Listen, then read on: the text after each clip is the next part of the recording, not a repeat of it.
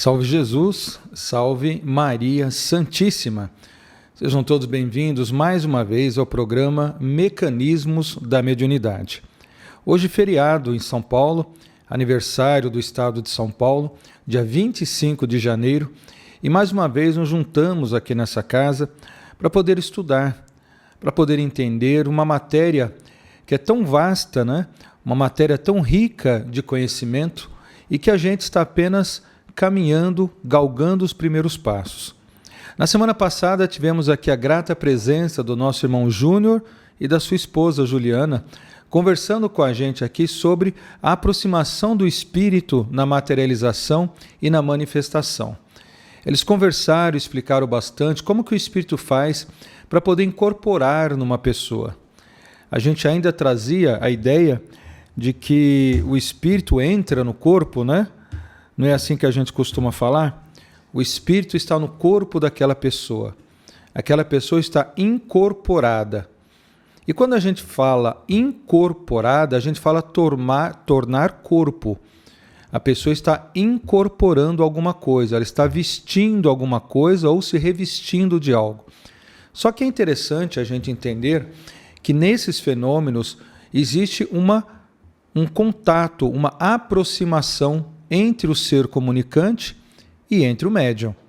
Então, para você ter ali uma comunicação, é como se você tivesse que passar um fio elétrico de um ponto a outro. A energia só vai passar de um lado a outro quando ela estiver se tocando, seja fisicamente ou por proximidade, não é? Então, quando o espírito quer passar uma mensagem, uma comunicação ou até mesmo movimentar o corpo do médium, ele precisa de alguma forma se aproximar do médium para poder conduzi-lo. Ele precisa manifestar ali uma vontade sobre a vontade de outro corpo, tá? E a gente vai aprendendo nesses estudos que nós estamos fazendo que esses seres chamados seres inteligentes são espíritos, são pessoas. Para eles imporem uma vontade sobre um objeto, esse objeto está inanimado, ele está sem vida. Para o objeto ter vida, ter vontade, é preciso ter algum material que obedeça à vontade do espírito. Algum material que responda a impulsos mentais, a impulsos magnéticos. Vamos falar de uma maneira simples para você poder entender. Um software de computador, ele é o que recebe a diretriz, a ordem do seu programador, não é? Um computador sozinho, ele é uma caixa, uma tela, teclado e mouse. E dentro alguns periféricos, não é isso? Imagine que esse computador, na verdade, fosse uma pessoa, ok? O que faz o computador executar tarefas ou executar comandos é um software. É o software que vai direcionando para o computador que tela que ele tem que abrir, o que ele tem que mostrar, o que ele tem que fazer, não é? Se ele tem que ligar, desligar, aumentar a luz, diminuir a luz, acessar a internet, imprimir um documento. Tudo isso são comandos que a pessoa que está do outro lado da tela, o programador ou a pessoa que está usando o computador, consegue fazer digitando as suas teclas ali. No corpo físico, o corpo físico material, ele é como a máquina do computador, ok? Só que ele precisa de comandos para poder ser executados. Quem dá esses comandos? É o espírito que está encarnado, ele está usando esse corpo, esse computador. Quando ele não está fazendo isso com o seu próprio corpo, ele quer movimentar um celular, por exemplo, ele quer movimentar um mouse, por exemplo, ele precisa então de fazer com que esse mouse, a caneta ou o computador, seja envolvido por algum material que obedeça à sua vontade, igual o software. E que material é esse? Ele precisa de um material que seja, primeiro, maleável, ok? Esse material, ele possa obedecer temperaturas diferentes. Esse material, ele possa esticar, diminuir, expandir ou retrair. Esse material, por exemplo, ele possa tanto se conectar com o que é físico quanto o que está mais etérico. Olha que interessante. Então, essa substância, esse material é o que nós chamamos de fluido. E esse fluido, é bom a gente lembrar, que não é um tipo só. Existem vários tipos de fluidos que faz com que o espírito se comunique com o corpo. Vamos relembrar alguns deles? Fluido cósmico universal, FCU, que é justamente o princípio de todos os elementos da natureza. Na física quântica, a gente chama as partículas de criação do universo. Esse fluido cósmico universal são as partículas que constituem toda a tabela periódica e até aquelas que a gente não conhece ainda. É um fluido que está presente em tudo no universo, só que ele não tem uma inteligência. Ele reage a uma inteligência. Nós temos um outro fluido que é o fluido elétrico, onde a gente vê, por exemplo, numa tomada, a gente vê num aparelho elétrico, a gente vê quando a gente toma um choque, a gente sente, Esses são os fluidos elétricos e que corresponde, por exemplo, para transmitir boa parte das comunicações neurais dentro do nosso cérebro, criar imagens. Quando a gente vê alguma coisa, essa luz é captada pelos nossos olhos, vai pelo nervo óptico até a região do cerebelo e lá é formada então uma imagem que é transcodificada no nosso cérebro. Olha que interessante, quantas coisas a gente consegue perceber apenas com esse fluido. Existe o fluido líquido, não é? Existe o fluido gasoso, existe o fluido etérico, existe o fluido espiritual e tudo isso ainda dentro da condição de fluidos. O que são fluidos? São matérias que podem ser utilizadas tanto para transporte de algo, para materializar algo, para conduzir algo, tá? Ele pode se espalhar, ele pode absorver a forma dos lugares onde eles estão. A água, por exemplo, quando você a coloca dentro de uma taça, ela fica com o formato da taça. Se você tirá-la dali, colocar numa forma quadrada, ela vai obedecer à forma que a forma tem. Então a gente vai percebendo algumas características interessantes nos fluidos.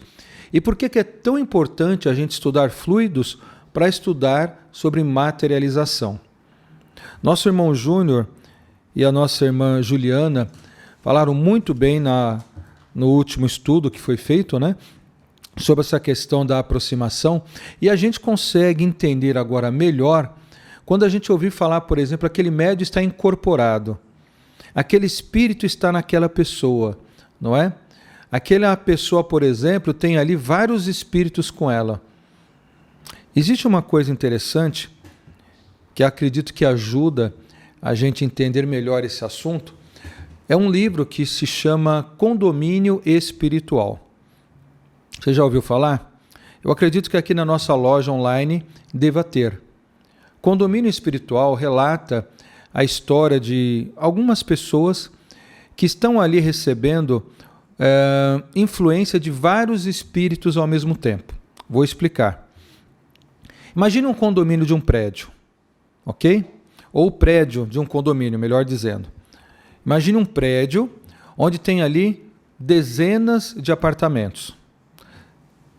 Cada apartamento tem um grupo de pessoas que moram ali, não é? E esse prédio ele tem que ter um síndico, que é a pessoa que organiza as reuniões, é a pessoa que organiza, por exemplo, o salão de festas, é a pessoa que organiza, por exemplo, quem entra e quem sai para não ter problema de pessoas entrar além do horário ou ficar além do horário sem ter segurança, dentro do próprio prédio.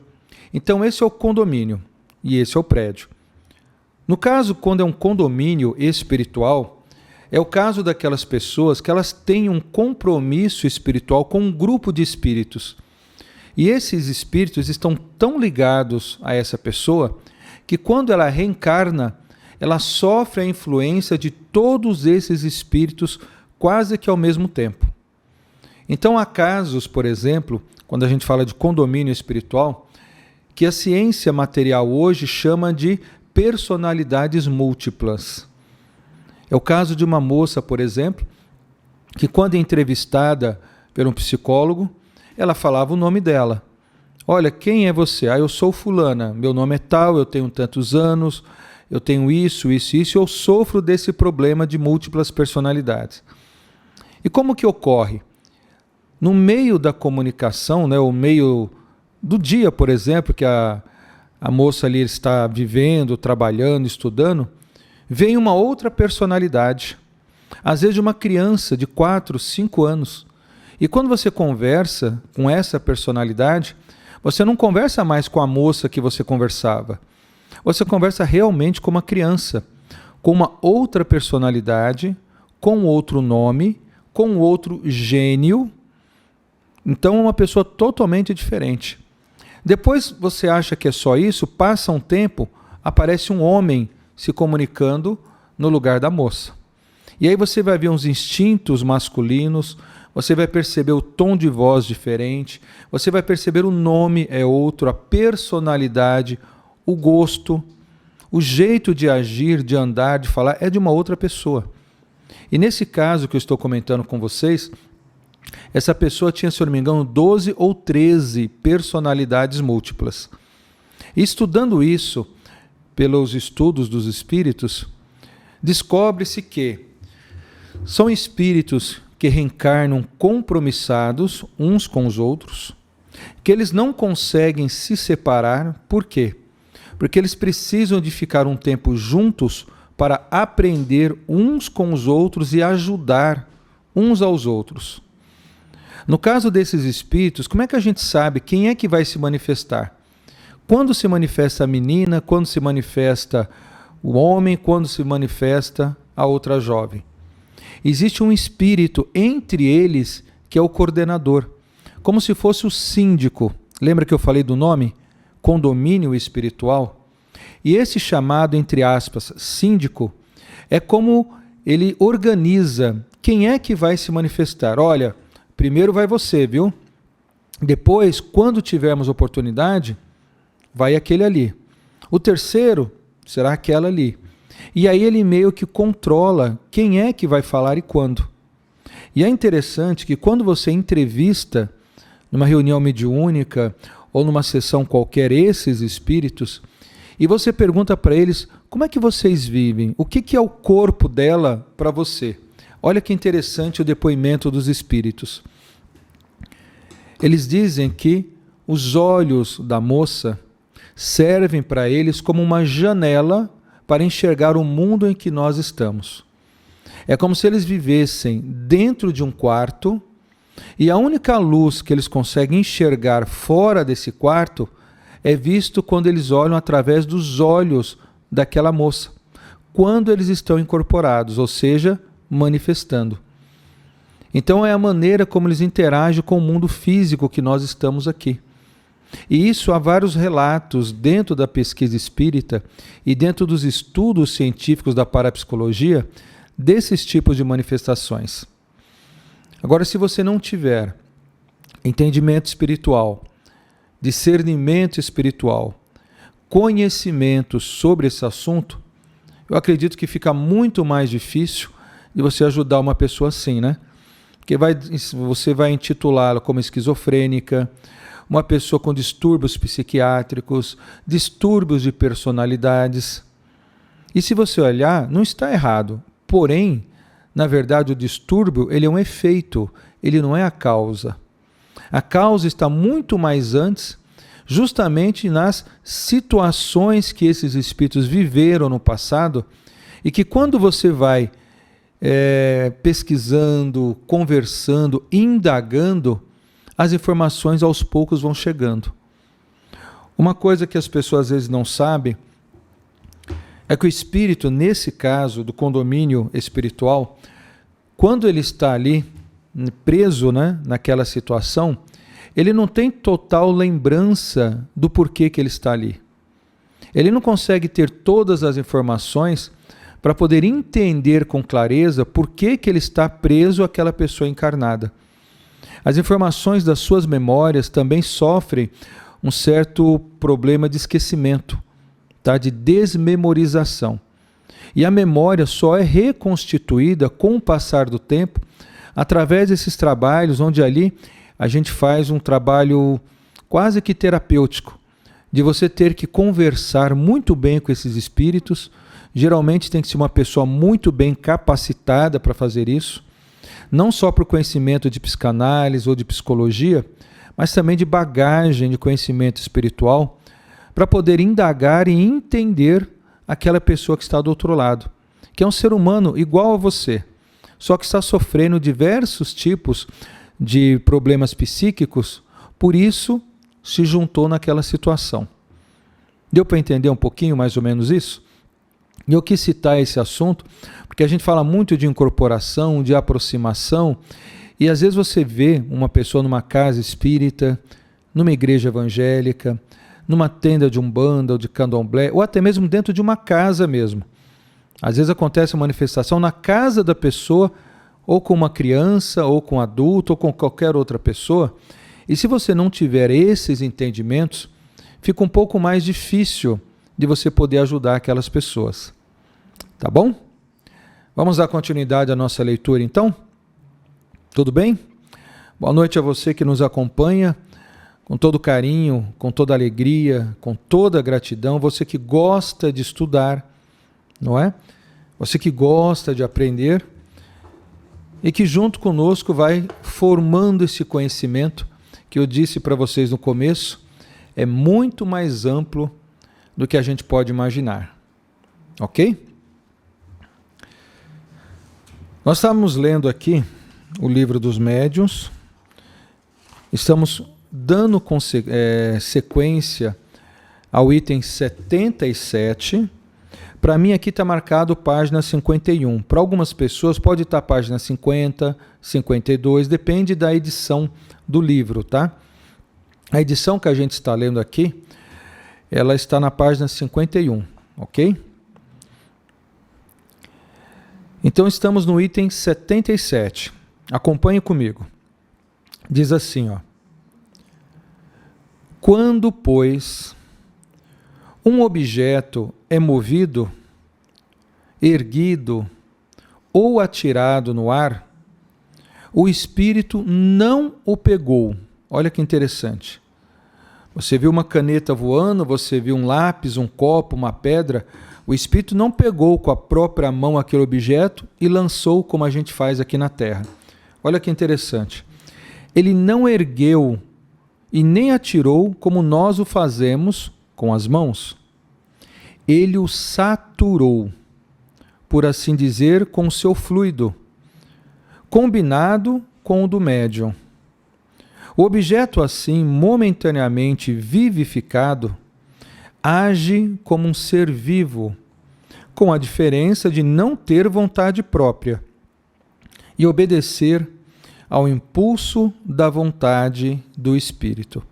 Eu acho muito interessante a gente pegar esses trechos e esmiuçar, né? Para a gente ver exatamente o que está sendo dito ali. É dito que o espírito não pega os objetos, mas a gente pega. Como é que eu consigo levantar uma caneta sem colocar as mãos? Como é que eu consigo jogar uma pedra sem encostar nela? Os espíritos falam o seguinte: quando você pega um microscópio e coloca sobre a sua mão, ou você pega um fio de cabelo seu, ou qualquer coisa e coloca no microscópio, você vai ver, conforme você vai aprofundando na lente, que existem partículas. No caso do corpo humano, moléculas. No caso de um objeto, átomos, não é? E esses átomos, essas moléculas, elas não estão grudadas umas nas outras. Existe um espaço entre uma partícula e outra, entre uma molécula e outra, entre um átomo e outro. Se você pegar um átomo e colocar ao lado de outro, e você chocar esse átomo um com o outro, sabe o que acontece? Cria uma explosão nuclear. Ou uma fusão nuclear, não é? Você está tentando unir dois núcleos, porque dois núcleos têm forças em si próprio que elas não se fundem, elas se repelem. Então, se você parar e analisar por essa vertente, Quando a gente segura uma caneta, existe um espaço entre a minha mão e a caneta, entre o meu dedo e a caneta. E a pressão que ocorre aqui é a força de repelência, tá?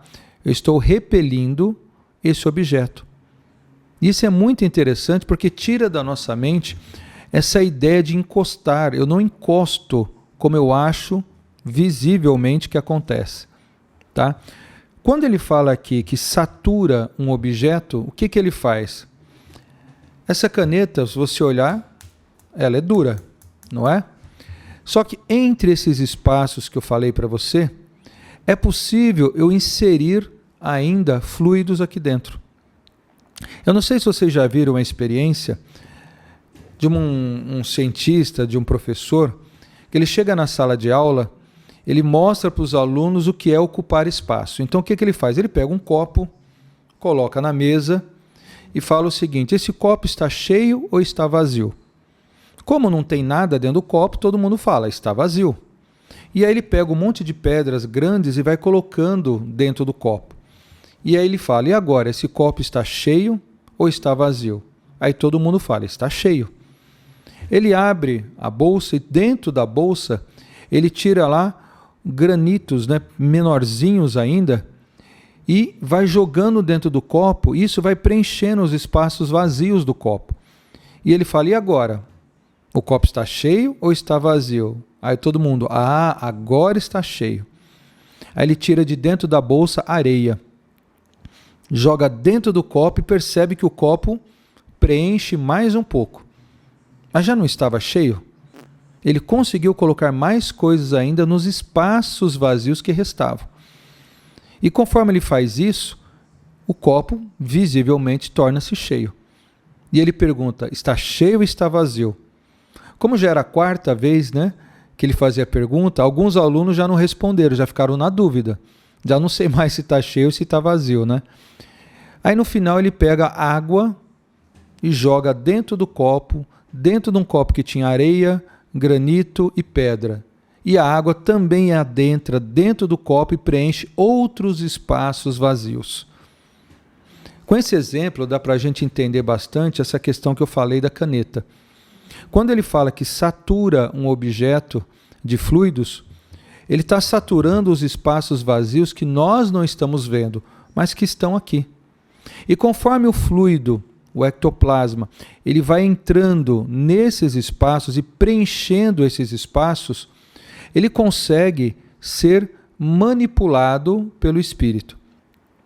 Lembra que eu falei do software no começo? Que o computador, para ele abrir tela, imprimir objetos, mandar e-mails, não é?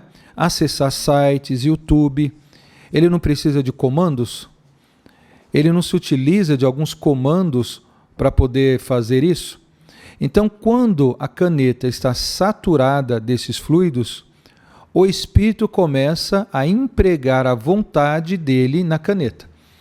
Então ele pensa, a vontade do espírito é a vontade que ele coloca no objeto. Então ele pensa o seguinte, vamos com a mente mobilizar essa caneta para esse lado. E a caneta começa a ir. A caneta tem vida? Não. Mas o fluido que tem dentro da caneta, ele responde ao que o médium quer. Então ele arrasta a caneta para cá, para lá, ele sobe, ele desce, ou ela pode ser atirada, porque você está atirando o quê? O fluido que está impregnado dentro dela. Deu para entender? Então é interessante ele falar isso aqui, que ele diz, olha, não foi erguida nem foi atirada, ela foi saturada, o objeto foi saturado.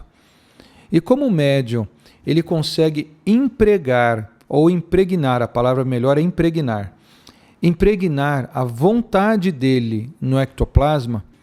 Imagina que esse ectoplasma ele é um fluido, né? Lembra que eu falei dos vários tipos de fluido? E esse fluido, ele responde àquilo que você imaginar. Então você imagina alguma coisa, uma fumaça, um fluido que está na sua frente, e você pensa, poxa, ele podia ser mais fino, e automaticamente ele começa a se afinar. Olha, ele podia se espalhar mais, e de repente o fluido começa a se espalhar. Ele podia, por exemplo, mudar de cor. E se ele fosse verde e o fluido começa a se tornar verde? Deu para entender? Isso a gente consegue perceber já. A ciência material utilizar-se de alguns experimentos, já fizeram com macaco, já estão fazendo com roupas, inclusive, né? Roupas para o exército, que é os exoesqueletos, onde você, com o pensamento, você consegue dar um comando, por exemplo, para uma mão. Então, uma pessoa que teve uma amputação de braço, por exemplo, que não tem o antebraço ou não tem a mão, ela coloca esse equipamento, tá? É uma peça mecânica, só que cheio de circuitos elétricos, e esses circuitos, quando ele consegue se conectar com o cérebro, o que o cérebro pensa, ele faz. Aí você fala, como assim? Que absurdo! Mas não é assim que seu corpo funciona? O seu corpo não é o seu instrumento que age por aquilo que você pensa? Você não fala assim, ó, vou abrir a minha mão. Não, você pensa na mão aberta, ela já abriu. Eu vou, por exemplo, fazer um joinha. Você não fala, você não raciocina diretamente, você simplesmente faz. Você responde a um impulso de alguém, não é? E sua vontade movimenta o seu corpo. O mesmo vai acontecer com esses equipamentos. Então, quando a gente estuda sobre ectoplasma, materialização e tudo isso que nós estamos estudando agora, na verdade, só vem corroborar para aquilo que a ciência, aos poucos, irá fazer também. Faz sentido para vocês? Faz sentido? Então eu gosto de como que se fala, raciocinar algumas coisas. E eu vejo que o próprio ectoplasma nada mais é do que um elemento material que é responsível à vontade de um espírito. Ele responde à vontade de um espírito. E por que não na natureza não utilizar de outros elementos que também sigam a mesma ideia do fluido ectoplásmico? Você sabia que esse fluido, por exemplo, ele fica dentro do nosso corpo? Na região ali do mitocôndrias, dentro da célula? Eu sei que talvez você lá na sexta série, né? Antigamente a gente falava assim, sexta série, quinta série. A gente começou a estudar um pouco de citologia, que é o estudo das células. E a gente viu que a célula tinha um núcleo, tinha a membrana citoplasmática, não é? Tinha os mitocôndrias, tinha os lisossomos, não era assim que a gente estudava? E aí a gente começou a perceber lá, falar, puxa, para que eu estou estudando isso? Isso não tem nada a ver comigo, será que eu nunca vou utilizar disso? E olha agora, a gente, depois de tanto tempo, tendo que recobrar aquelas aulinhas que a gente tinha de física, de química, realizadas há tanto tempo na nossa juventude. Não é? Por isso que é bom estudar, porque nem um conhecimento é perdido. Não é? Está fazendo sentido para vocês? O texto continua dizendo o seguinte: assim, o fluido vital, dirigido pelo Espírito, o fluido vital é o fluido da vida, tá? É esse fluido que ele falou aqui, que foi utilizado para lançar um objeto. Ele está dizendo aqui, ó, o fluido vital, dirigido pelo Espírito, dá uma vida artificial e momentânea aos corpos inertes. Então você vê uma caneta se mexendo e escrevendo sozinha, parece que ela tem vida própria. Na verdade, ela não tem vida própria, ela está respondendo à nossa vontade, né? E aqui ele chama de fluido vital, tá? Lembre que nós estamos aqui no século XIX. Depois disso daqui, muitos outros estudos foram feitos sobre fluidos e sobre a mecânica dos fluidos, que aí já envolve uma parte mais científica, né? Que é usada principalmente para você estudar sobre movimentos de objetos, velocidade, carro, água, fluidos de motor e um monte de outras coisas relacionadas a fluidos, tá? Voltamos ao texto. Sendo o perispírito formado por este fluido, segue-se que o espírito encarnado, por meio do seu perispírito, é quem dá vida ao seu corpo, mantendo-se unido a ele enquanto o organismo o permite. Quando ele se retira, o corpo morre. Olha que interessante. Então vamos pensar. Quando a gente vai reencarnar, a mãe, né? Ela vai receber ali a fecundação do óvulo. O pai, logicamente, naquele ato, né, de amor com a mãe, consegue transmitir para a mãe uma parte importante da fecundação, né? Que é o esperma masculino. E na hora que ele entra em contato com o óvulo o escolhe. Você vê que tem milhões e milhões de espermas ali, né? Ele escolhe um, tá? Existe, logicamente, um direcionamento do espírito para isso. E a partir dali ele começa a moldar uma forma física. Ele começa a moldar um corpo físico. Até ali não existiu nenhuma célula. É nessa fecundação que forma-se a primeira célula. E olha que interessante. Conforme o espírito da criança que vai nascer está junto com a mãe, a energia da vontade do espírito da criança, em consonância à vontade da mãe e administrada pelo mundo espiritual, começa a se moldar a forma física que a criança vai ter. Onde, pela lei da aproximação, da afinidade e do magnetismo, essa criança começa a moldar as suas funções e moldar também a sua forma.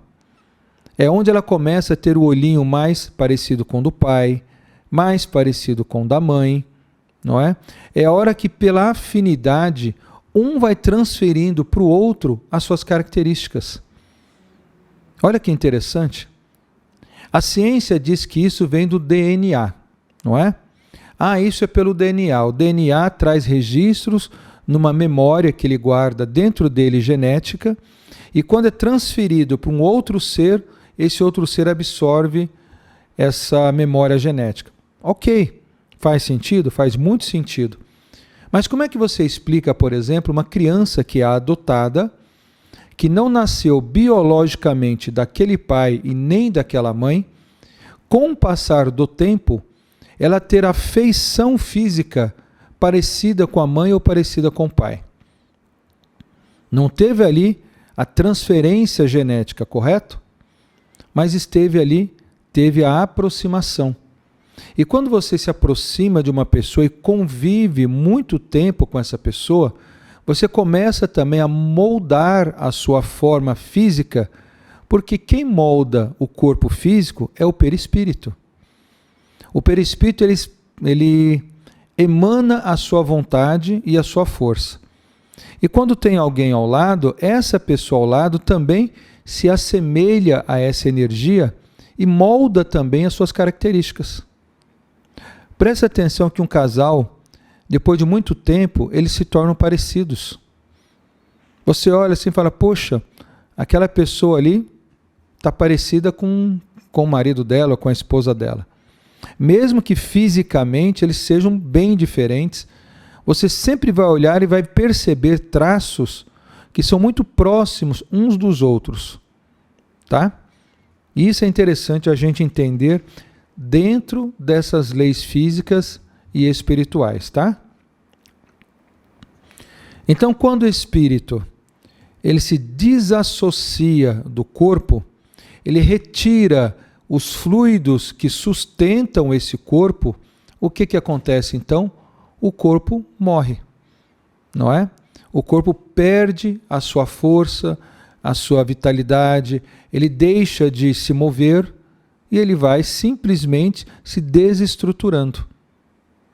Ele se desestrutura. Então perceba que o seguinte, que o perispírito, ele detém a força e a condução do ectoplasma que está no corpo. O ectoplasma é gerado no corpo físico, ok? Dentro de cada célula ele é produzido, dependendo do que você come, você pode aumentar ou reduzir esta quantidade de ectoplasma. Então você que participa de uma reunião espiritual, você que vai aplicar passes, você que ajuda numa reunião religiosa qualquer, de qualquer religião, você tem uma chance de ajudar as pessoas com o seu ectoplasma. Só que se você fumar, você contamina o seu ectoplasma. Se você beber, você contamina o seu ectoplasma. Tá? Se você comer excesso de carne, você também acaba intoxicando o seu ectoplasma. Quanto mais natural é a alimentação e a vida da pessoa, e quanto mais equilibrados são os seus sentimentos e os seus pensamentos, mais pureza desse fluido você tem. Tá? Então o que eles dizem assim? Quando o espírito ele solta, ele se desprende do corpo, ele retira esse ectoplasma. Tá? E o ectoplasma retirado é como você retirar o ectoplasma que foi colocado no mouse, numa caneta. Ele torna a ser um mouse, ele torna a ser uma caneta sem nenhum tipo de propriedade de movimento. Tá? No caso das células, que são elementos vivos que estão aglutinados, quando você retira o ectoplasma, eles simplesmente se separam. Eu dou aquele exemplo como se você estivesse carregando um monte de bolinha de gude dentro de uma grande rede. Sabe uma rede normal? E você enchesse essa rede de bolinhas de gude. Enquanto elas estão todas ali seguradas pela rede, elas vão ter aquela forma. A partir do momento que você corta a rede, abre a rede e as bolinhas caem, cada uma se espalha e vai para um lugar. Não é? Assim é o nosso corpo físico. Quando vai retirando esses fluidos do corpo, os pequenos micro-organismos começam então a se alimentar de todo o restante que está à sua volta. E o corpo simplesmente vai se desaparecendo, vai se dissolvendo. Tá bom? Espero estar sendo claro, tá, nessas colocações. Se não tiver depois, por favor, mandem as suas perguntas para a gente poder dar continuidade a esse estudo, tá? O parágrafo seguinte diz assim, ó. Então, se em lugar de uma mesa fizéssemos uma estátua de madeira, teríamos sobre a ação mediúnica uma estátua que se moveria e daria pancadas, respondendo assim às nossas perguntas. Então, se nas manifestações espirituais não fosse uma mesa utilizada, fosse uma estátua qualquer, essa estátua ela poderia se movimentar e até dar batidas, né, na mesa se ela fosse envolvida nesse ectoplasma. Numa palavra, teríamos uma estátua animada por uma vida artificial. E como se diz mesas falantes, também se poderiam dizer estátuas falantes.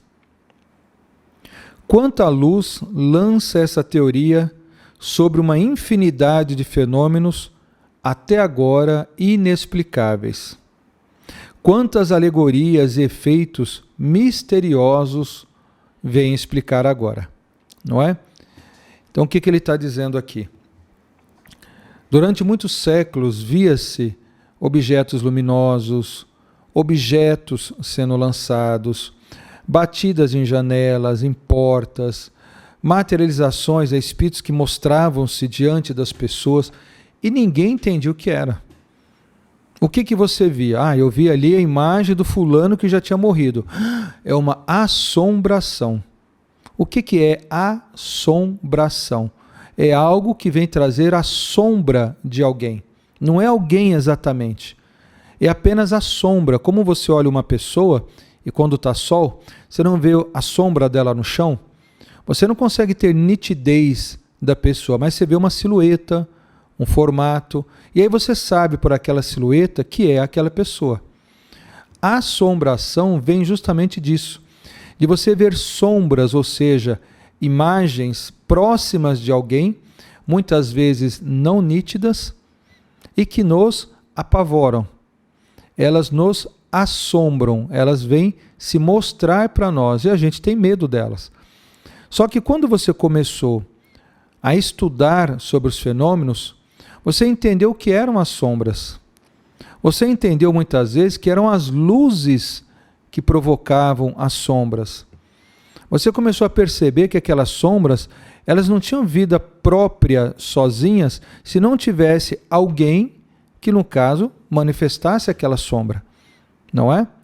E aí você foi aos poucos percebendo que são pessoas iguais a nós, mas que existe uma barreira física e espiritual que nos separa.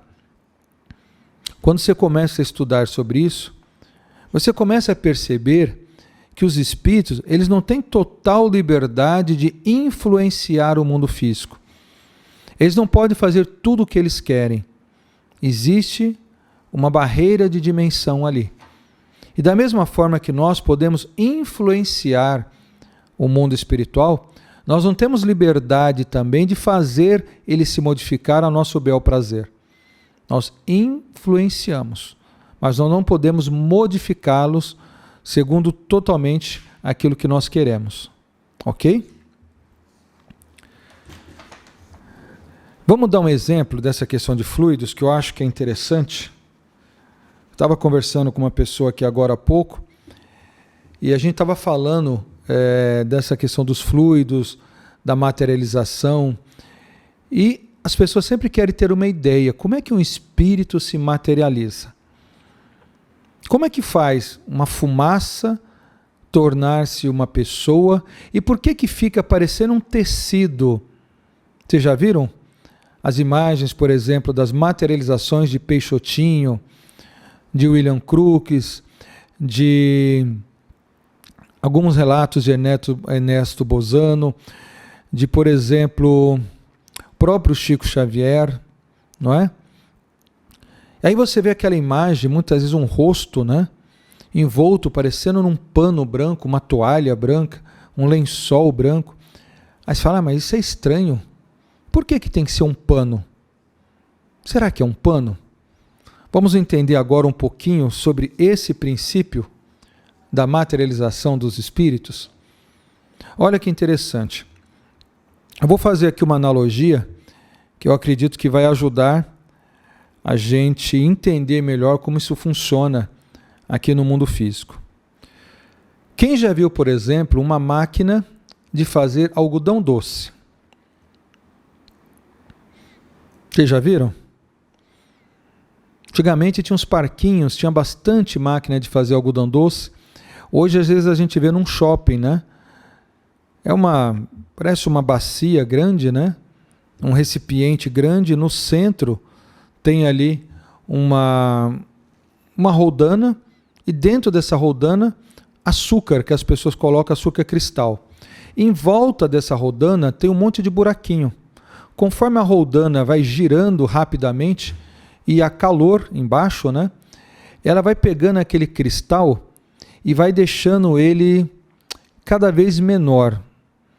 É como se estivesse quebrando o cristal em partículas tão pequenininhas que depois ele vai se tornando como que uns filetezinhos, uns fiozinhos, porque tem uma velocidade, né, giratória, e quando ele é lançado para fora daquela roldana, ele forma um filetezinho. Não é? É assim que é o algodão doce. Conforme aquela roldana vai girando, aqueles filetes vão montando como se fosse uma teia de aranha. Não é assim? E conforme ele vai rodando, aquela teia vai aumentando.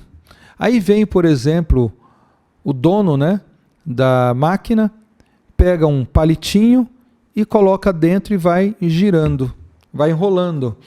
E ele vai enrolando todo aquele algodão, enrolando, de repente ele mostra para a pessoa um palito cheio de algodão doce. Não é? Você com certeza nunca parou para pensar que o ectoplasma pode ter sido feito daquele jeito, né? Vamos analisar algumas coisas que eu vejo que são comuns nessa analogia. Primeiro, o ectoplasma ele tem uma produção de energia muito grande. O que é composto no próprio ectoplasma, quando você retira ele e vai estudar no laboratório, você percebe que ele tem uma condição de energia muito alta. Açúcar também produz energia no corpo, não é? Você vê também que esses fiozinhos que eu falei para vocês do algodão doce, eles vão se trançando uns com os outros. Quando você pega um pano qualquer que você tem aí de algodão, você vê que ele é duro, ele é firme, às vezes um pouco mais maleável, estica, né? Ou não, possui cor ou não possui cor. Mas para ele ser formado, ele começou com um algodão retirado lá da fazenda. Aquelas plantações de algodoeiros enormes que tinham ali, produziam, através de uma planta, um chumaço, né? A planta, em cima dela, formava ali uma flor de algodão, e essa flor de algodão, ela era retirada, não é? O que a gente percebe nisso daí, é que quando você pega esse algodão, você vai desfiando ele. E depois que você desfia, você vai fiá-lo novamente, você vai torná-lo fio novamente. E esse fio ele é causado por quê? Porque eles vão enrolando esse algodão desfiado e vão unindo depois um ao outro e vai se tornando um fiozinho. As máquinas hoje fazem isso, mas antes era tudo feito na mão. Quando esses fiozinhos vão se juntando aos outros, ou seja, você vai alinhando esses fios numa máquina de tear, por exemplo, e você vai trançando, né, um com o outro, ele vai se tornando um pano. Olha que interessante. Aí vem a analogia. Será que na materialização, esse ectoplasma, esse fluido que sai da nossa célula, ele não sai como partículas também muito pequeninas, que quando são agrupadas umas nas outras, eles não formam como que fosse essa fumaça, e sendo essa fumaça, depois os próprios espíritos, por algum método que eles utilizam, eles não conseguem fazer com que trance esses fluidos uns nos outros, formando-se esse tecido. E esse tecido, por ele ser algo que responde à mente do médium ou à mente do espírito, ele consegue se moldar nessa forma física para fazer o espírito aparecer? Eu acho que essa analogia vem bem a calhar e mostrar para a gente um pouquinho, talvez uma luz, né, de como será que essas manifestações ocorrem. Talvez seja por isso que quando os espíritos se materializam, eles parecem estar dentro de um pano, dentro de um véu, não é? E depois desse véu apenas que é formada ali as fisionomias. Por quê? Pensa novamente. Os fluidos precisam se tornar como fios, os fios precisam se tornar tecidos espirituais, esses tecidos maleáveis, eles começam a se tornar forma, ok? Eles começam a se tornar palpáveis e moldáveis, quase como uma massa fluídica, uma massa ectoplásmica. E só depois desse tecido estar formado é que eles conseguem então modificar a ponto de fazer transparecer a imagem de alguém. Lembra que eu falei que quando uma pessoa está muito próxima da outra, ela transfere as propriedades da sua fisionomia para outra pessoa? E um espírito, quando ele está com esse material que é totalmente moldável à sua frente, ele consegue transferir características da sua fisionomia, impregnando quase como uma máquina de fotocópias, uma xerox, não é? Fazendo com que ela consiga transferir a sua imagem para aquele ectoplasma que está sendo formado ali. Eu acho que talvez assim dá para a gente ter uma leve noção de como que funcionam essas reuniões de materialização espiritual. Não é? Faz esse teste depois, dá uma olhada nessas imagens com calma. Eu tenho certeza que isso vai ajudar também a você ter uma noção mais clara de todos esses fenômenos que com certeza nos maravilham, né? Cada vez mais. Nós já estamos chegando já no final, vamos agora ao item 78, tá? Do texto que nós estamos lendo do livro dos Médiuns, que diz assim: os incrédulos, aquelas pessoas que não acreditam em nada, objetam, ou seja, eles dizem, né, que apesar de tudo, que o levantamento das mesas sem apoio é impossível, por contrariar a lei da gravitação. A lei da gravitação é uma lei que diz que tudo é puxado para o centro da Terra. Então, como que um objeto vai levantar sozinho? Ele está indo contra essa lei. Mas o que não é dito aqui é que existe uma outra lei sobre ela. Como é que eu consegui levantar essa caneta? Se todo objeto tem que ser puxado? Porque tem uma força maior do que a própria caneta, do que o próprio peso da caneta, que consegue levá-la para onde eu quiser.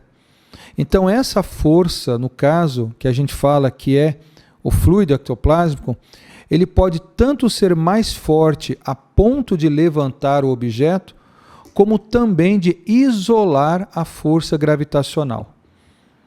E quando você fala isolar a força gravitacional, é como se eu fizesse com que essa lei que representa a gravidade, ela desaparecesse.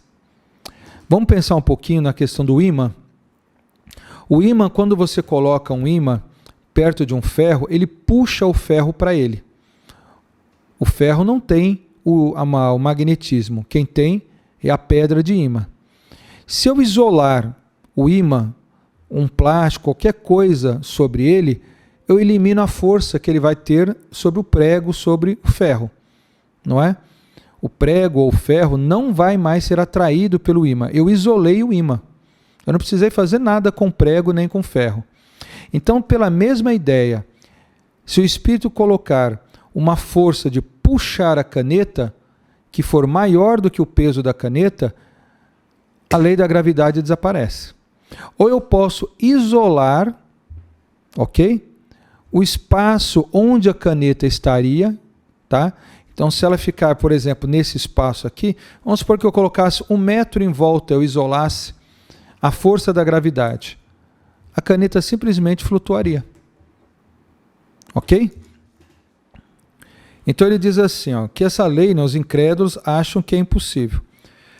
Responderemos primeiro que a negação não é uma prova. Simplesmente você falar que não existe, não prova que aquilo não exista. Ok? Talvez você não conheça ou não saiba como é feito. Pois que, existindo o fato estranhamente contrário a todas as leis conhecidas, isso apenas provaria que ele se apoia em alguma lei desconhecida, pois os negadores não podem ter a pretensão de conhecer todas as leis da natureza. Então não é porque você não conhece ou não saiba como é que é feito, que aquilo não é possível de ser feito. Simplesmente pode ser uma lei que ainda não aprendemos, tá? Explicamos essa lei, mas isto não basta para aqueles a aceitem. Só falar da lei nem sempre é o suficiente, né? Para as pessoas aceitarem. Pois a explicação é dada por espíritos que deixaram as vestes terrenas em lugar daqueles que ainda as têm e envergam o fardão da academia. Está dizendo o seguinte, que muitos cientistas ainda encarnados, né, eles se vestem ou revestem dos seus títulos e eles dizem eles terem autoridade sobre determinado assunto. Então, por eles se acharem donos do assunto, eles refutam as novas possibilidades. Isso não é para todos não, tá, gente? Só para os mais soberbos. Os mais humildes são aqueles sempre que deixam a mente aberta para novas possibilidades e buscam realmente entender, à luz da razão, as possibilidades que ainda eles não conhecem, tá? Desta maneira, se o espírito de Árago, em vida, lhe tivesse dado essa lei, eles a aceitariam de olhos fechados. Mas dado pelo mesmo espírito, depois da morte, é apenas uma utopia. E isso por quê? Porque a morte de Árago é para eles absoluta. Não temos a pretensão de dissuadi-lo disso. Mas como esta objeção poderia embaraçar algumas pessoas, tentaremos respondê-las ao seu mesmo ponto de vista, ou seja, fazendo abstração por um instante da teoria da animação fictícia. Então imagine um cientista, ok? E esse cientista, enquanto está em vida, ele escreve diversas teorias. Pode ser questionado, pode ser criticado, mas por ele ter um nome de peso, muita gente aceita ele com o que ele está falando seja a última verdade. Quer ver um exemplo disso? Stephen Hawking, um grande cientista desse século, que trouxe diversos avanços na ciência e trouxe a teoria do Big Bang. Por ele ser uma sumidade no assunto e outras pessoas não conseguirem entender, né, ou criar, ou descobrir toda essa lógica que ele trouxe para nós, então tende-se a achar que o que ele falou é a última verdade. Como Einstein trouxe diversos avanços que muitos ainda nem foram superados, ainda estão vigentes na humanidade. Só que eles não trouxeram tudo. Eles trouxeram uma parte. São espíritos evoluidíssimos que reencarnam para ajudar o planeta Terra a evoluir e fazer com que os outros consigam dar passos mais rápidos. Mas eles são limitados à sua evolução. Existem muitos outros conhecimentos que ainda não foram trazidos nem por eles nem por ninguém. E com o passar do tempo, nós iremos aprender também sobre isso. Não é? E ele está dizendo o seguinte: se esses mesmos espíritos, esses mesmos cientistas, vierem como espíritos depois trazerem muitos conhecimentos, pelo preconceito humano, grande parte rejeitará os seus conhecimentos. Grande parte da humanidade. Não é? E são os mesmos cientistas. A única coisa que continuam vivos, né? Não estão mais reencarnados, mas continuam vivos e aprendendo. Você vê quanta coisa interessante a gente descobre quando a gente começa a estudar? E olha que hoje a gente só pegou 2 parágrafos. Vou até marcar aqui onde a gente parou. Paramos na 78 e vamos continuar a partir da 79 na semana que vem. Ok, gente? Eu agradeço bastante a todos vocês que acompanham esses estudos. A gente procura ler, esmiuçar, procurar tirar das entrelinhas algumas coisas que foram ditas que até mesmo, né, pela inexperiência de muitos de nós, a gente acaba não entendendo. Lê, mas não compreende. A ideia é ser um facilitador para que todos consigam aprender melhor tudo isso que os Espíritos querem nos ensinar. E quando você ouvir uma mensagem espiritual, você consiga parar e procurar ali absorver um pouco mais do que os Espíritos querem nos trazer. Tá bom? Espero que tenha ajudado.